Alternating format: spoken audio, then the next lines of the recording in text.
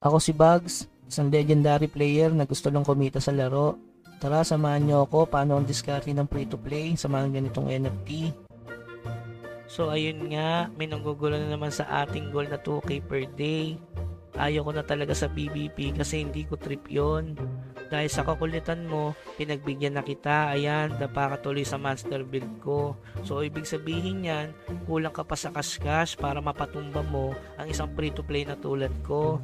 Hindi yun nakaka-proud na napatay ka ng free to play.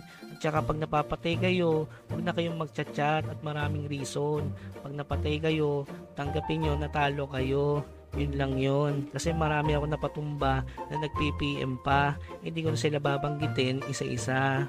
So ito may pumasok na namang isa kasi napatay ko yung kasamahan niya.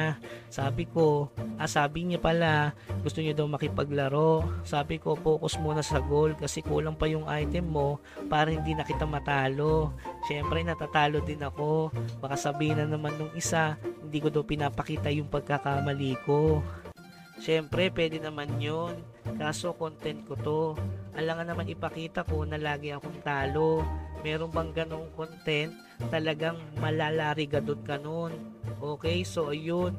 Mga hindi pa nakapalo at nakasubscribe dyan, baka naman.